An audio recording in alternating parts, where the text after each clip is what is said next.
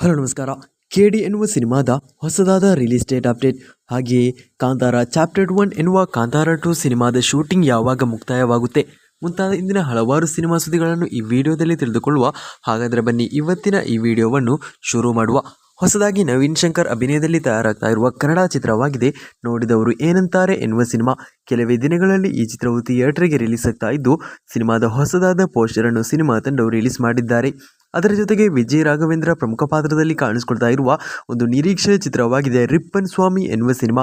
ಈಗಾಗಲೇ ಪೋಸ್ಟರ್ಗಳನ್ನು ರಿಲೀಸ್ ಮಾಡಿ ಸಿನಿಮಾ ತಂಡವು ನಿರೀಕ್ಷೆಯನ್ನೇ ಹುಟ್ಟು ಹಾಕಿಕೊಂಡಿದ್ದು, ಇದೀಗ ಮತ್ತೊಂದು ಪೋಸ್ಟರ್ ಅನ್ನು ಸಿನಿಮಾ ತಂಡವು ರಿಲೀಸ್ ಮಾಡಿದ್ದಾರೆ. ಸಿನಿಮಾವನ್ನು ಕೆಲವೇ ದಿನಗಳಲ್ಲಿ ಥಿಯೇಟರ್ಗೆ ಕೂಡ ರಿಲೀಸ್ ಮಾಡುವುದಾಗಿ ಚಿತ್ರತಂಡವು ಈಗಾಗಲೇ ಕನ್ಫರ್ಮ್ ಅನ್ನು ಕೂಡ ಮಾಡಿಕೊಂಡಿದ್ದಾರೆ. ಇನ್ನು ಹೊಸದಾಗಿ ಮಾಮನ್ನನ್ ಎನ್ನುವ ಸೂಪರ್ ಹಿಟ್ ಸಿನಿಮಾ ಆದ ಬಳಿಕ ಫಹದ್ ಫಾಸಿಲ್ ಹಾಗೆ ವಾಡಿವೇಲು ಕಾಂಬೋದಲ್ಲಿ ಮಾರೀಸನ್ ಎನ್ನುವ ಹೊಸದಾದ ಚಿತ್ರವು ತಯಾರಾಗಿದ್ದು, ಸಿನಿಮಾವು ಜುಲೈ ತಿಂಗಳಿನಲ್ಲಿ ಥಿಯೇಟರ್ಗೆ ರಿಲೀಸ್ ಮಾಡುವುದಾಗಿ ಸಿನಿಮಾ ತಂಡವು ಇದೀಗ ಕನ್ಫರ್ಮ್ ಅನ್ನು ಕೂಡ ಮಾಡಿಕೊಂಡಿದ್ದಾರೆ. ಇನ್ನು ಹೊಸದಾಗಿ ತೆಲುಗು ನಟ ಪವನ್ ಕಲ್ಯಾಣ್ ಅವರ ಓಜಿ ಎನ್ನುವ ಸಿನಿಮಾವನ್ನು ಸೆಪ್ಟೆಂಬರ್ 25ಕ್ಕೆ ಥಿಯೇಟರ್ಗೆ ರಿಲೀಸ್ ಮಾಡುವುದಾಗಿ ಸಿನಿಮಾ ತಂಡವು ಈಗಾಗಲೇ ಕನ್ಫರ್ಮ್ ಅನ್ನು ಕೂಡ ಮಾಡಿಕೊಂಡಿದ್ದಾರೆ. ಸಿನಿಮಾದ ಕರ್ನಾಟಕದ ರಿಲೀಸ್ ಒಂದು ದೊಡ್ಡ ಮಟ್ಟಿನಲ್ಲೇ ಮಾಡಲು ಪ್ಲಾನ್ ಅನ್ನು ಕೂಡ ಮಾಡಿಕೊಂಡಿದ್ದು, ಸಿನಿಮಾಕ್ಕೆ ಕನ್ನಡ ವರ್ಷನ್ ಕೂಡ ಇರಲಿದೆ. ಒಂದು ದೊಡ್ಡ ಮಟ್ಟಿನಲ್ಲೇ ಸಿನಿಮಾದ ಕನ್ನಡ ವರ್ಷನ್ ಅನ್ನು ಇದೀಗ ರಿಲೀಸ್ ಮಾಡಲು ಪ್ಲಾನ್ ಅನ್ನು ಮಾಡಿಕೊಳ್ತಿದ್ದಾರೆ ಸಿನಿಮಾ ತಂಡ ಎನ್ನುವ ಹೊಸದಾದ ಮಾಹಿತಿಗಳು ಕೂಡ ಲಭ್ಯಗೊಳ್ತಾ ಇದೆ. ತಮಿಳು ನಟ ಧನುಷ್ ಅವರ ಇನ್ನು ಹೊಸದಾಗಿ ಥಿಯೇಟರ್ಗೆ ರಿಲೀಸ್ ಆಗ್ತಾ ಇರುವ ಚಿತ್ರವಾಗಿದೆ ಕುಬೇರ ಎನ್ನುವ ಸಿನಿಮಾ. ರಶ್ಮಿಕಾ ಮಂದಣ್ಣ, ನಾಗಾರ್ಜುನ ಸಿನಿಮಾದಲ್ಲಿ ಮತ್ತಿತರ ಪ್ರಮುಖ ಪಾತ್ರದಲ್ಲಿ ನಟಿಸಿದ್ದು, ಸಿನಿಮಾದ ಹೊಸದಾದ ಟೀಸರ್ ಅನ್ನು ರಿಲೀಸ್ ಮಾಡಿದ್ದಾರೆ ಸಿನಿಮಾ ತಂಡ. ಟೀಸರ್ ಇದೀಗ ಒಂದೊಳ್ಳೆ ನಿರೀಕ್ಷೆಯನ್ನೇ ಸಿನಿಮಾದ ಮೇಲೆ ಇಡುವಂತೆ ಕೂಡ ಮಾಡಿದೆ ಅನ್ನಬಹುದು. ಇತ್ತೀಚೆಗೆ ತಮಿಳಿನಿಂದ ರಿಲೀಸ್ ಆಗಿ ದೊಡ್ಡ ಹಿಟ್ಟನ್ನೇ ಪಡೆದಿರುವ ಚಿತ್ರವಾಗಿದೆ ಟೂರಿಸ್ಟ್ ಫ್ಯಾಮಿಲಿ ಎನ್ನುವ ಸಿನಿಮಾ. ಸಣ್ಣ ಬಜೆಟ್ನಲ್ಲಿ ಸಣ್ಣ ಹೈಪ್ನಲ್ಲಿ ರಿಲೀಸ್ ಆಗಿದ್ದ ಚಿತ್ರವು ಇದೀಗ ಥಿಯೇಟರ್ಗಳಲ್ಲಿ 80 ಕೋಟಿಯ ಸನಿಹ ಕಲೆಕ್ಷನ್ ಅನ್ನು ಕೂಡ ಮಾಡ್ತಾ ಮುಂದೆ ಸಾಗ್ತಾ ಇದೆ. ಈ ಸಿನಿಮಾವು ಈ ಬರುವ ಜೂನ್ 2ಕ್ಕೆ OTT ರಿಲೀಸ್ ಆಗಲಿದೆ ಅಂತ ಅಧಿಕೃತವಾಗಿ ಘೋಷಣೆ ಮಾಡಿದ್ದಾರೆ. ಟೂರಿಸ್ಟ್ ಫ್ಯಾಮಿಲಿ ಎನ್ನುವ ಈ ಸೂಪರ್ ಹಿಟ್ ಸಿನಿಮಾವು ಜಿಯೋ ಹಾಟ್ಸ್ಟಾರ್ ಎನ್ನುವ OTT ಪ್ಲಾಟ್ಫಾರ್ಮ್ನಲ್ಲಿ ಜೂನ್ 2ಕ್ಕೆ ರಿಲೀಸ್ ಆಗ್ತಾ ಇದೆ. ಶಶಿಕುಮಾರ್, ಸಿಮ್ರಾನ್ ಸಿನಿಮಾದಲ್ಲಿ ಪ್ರಮುಖ ಪಾತ್ರದಲ್ಲೂ ಕೂಡ ಕಾಣಿಸಿಕೊಂಡಿದ್ದಾರೆ. ಇನ್ನು ಕನ್ನಡದಿಂದ ಹೊಸದಾಗಿ ಅಜ್ಞಾತವಾಸಿ ಎನ್ನುವ ಸಿನಿಮಾವು ZEE5ನಲ್ಲಿ ಇವತ್ತು ಪ್ರೀಮಿಯರ್ ನಡೆಸಲಿದೆ. ಈ ಸಿನಿಮಾವು ಥಿಯೇಟರ್ಗಳಲ್ಲಿ ಒಳ್ಳೆಯ ರೆಸ್ಪಾನ್ಸನ್ನೇ ಪಡೆದುಕೊಂಡಿತ್ತು. ಆದರೆ ಥಿಯೇಟರ್ಗಳಲ್ಲಿ ಒಳ್ಳೆಯ ಕಲೆಕ್ಷನ್ ಅನ್ನು ಮಾಡುವಲ್ಲಿ ಸಿನಿಮಾವು ವಿಫಲವಾಗಿದೆ. ರಂಗಾಯಣ ರಘು ಅಭಿನಯದ ಈ ಸಿನಿಮಾದ ಕುರಿತಾಗಿ ನೀವು ಈಗಾಗಲೇ ನೋಡಿದರೆ ಕೆಳಗಿನ ಕಮೆಂಟ್ ಬಾಕ್ಸ್ನಲ್ಲಿ ಕಮೆಂಟ್ ಮಾಡಿ ತಿಳಿಸಿ ಈ ಚಿತ್ರವು ಹೇಗಿದೆ ಅಂತ. ಅದು ಅಲ್ಲದೆ ಹೊಸದಾಗಿ ತುಡರುಂ ಎನ್ನುವ ಸಿನಿಮಾ ಮೇ 30ಕ್ಕೆ ರಿಲೀಸ್ ಆಗ್ತಾ ಇದೆ.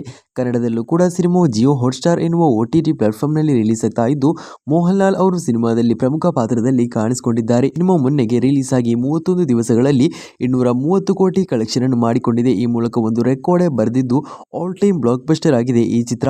ಈ ಸಿನಿಮಾವು ಇದೀಗ ಫೈನಲ್ ಬಾಕ್ಸ್ ಆಫೀಸ್ ಕಲೆಕ್ಷನ್ ಆಗಿ 240 ಕೋಟಿಯ ಒಳಗೆ ಕಲೆಕ್ಷನ್ ಅನ್ನು ಕೂಡ ಪಡೆಯಲಿದೆ. ಇನ್ನು ಹೊಸದಾಗಿ ನಮ್ಮ ಧ್ರುವ ಸರ್ಜಾ ಪ್ರಮುಖ ಪಾತ್ರದಲ್ಲಿ ಕಾಣಿಸಿಕೊಂಡು ತಯಾರಾಗಿರುವ ಚಿತ್ರವಾಗಿದೆ KD ಎನ್ನುವ ಸಿನಿಮಾ. ಮಾರ್ಟಿನ್ ಎನ್ನುವ ಸಿನಿಮಾವು ಪ್ಯಾನ್ ಇಂಡಿಯಾ ಮಟ್ಟದಲ್ಲೇ ದೊಡ್ಡ ಫ್ಲಾಪ್ ಸಿನಿಮಾವಾಗಿದ್ದು, KD ಎನ್ನುವ ಸಿನಿಮಾದಿಂದ ಧ್ರುವ ಸರ್ಜಾ ಅವರಿಗೆ ಕಂಬ್ಯಾಕ್ ಆಗುವ ಎಲ್ಲ ಸಾಧ್ಯತೆಗಳಿವೆ.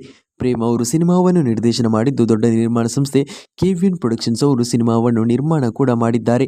ಸಿನಿಮಾವು 5 ಭಾಷೆಗಳಲ್ಲಿ ರಿಲೀಸ್ ಆಗ್ತಾ ಇರುವ ಪ್ಯಾನ್ ಇಂಡಿಯಾ ಚಿತ್ರವಾಗಿದೆ. ಅಂದುಕೊಂಡಂತೆ ಆಗಿದ್ರೆ ಕಳೆದ ವರ್ಷವೇ ಸಿನಿಮಾವು ಥಿಯೇಟರ್ಗೆ ರಿಲೀಸ್ ಆಗಬೇಕಿತ್ತು. ಆದರೆ ಸಿನಿಮಾದ ಚಿತ್ರೀಕರಣ ಮುಕ್ತಾಯಗೊಂಡಿಲ್ಲ.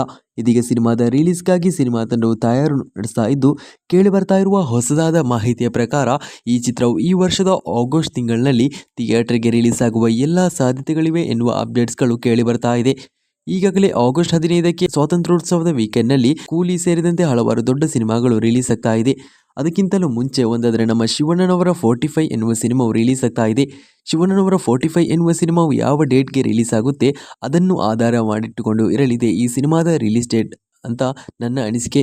ಒಂದಾದರೆ ಈ ಸಿನಿಮಾವು KD ಎನ್ನುವ ಸಿನಿಮಾವು ಆಗಸ್ಟ್ ಕೊನೆಯಲ್ಲಿ ಥಿಯೇಟರ್ಗೆ ರಿಲೀಸ್ ಆಗುವ ಸಾಧ್ಯತೆಗಳಿವೆ. ಸದ್ಯಕ್ಕೆ ಕೇಳಿ ಬರ್ತಾ ಇರುವ ರೂಮರ್ಗಳ ಪ್ರಕಾರ ಚಿತ್ರವು ಆಗಸ್ಟ್ ತಿಂಗಳಿನಲ್ಲೇ ಥಿಯೇಟರ್ಗೆ ರಿಲೀಸ್ ಆಗ್ತಾ ಇದೆ.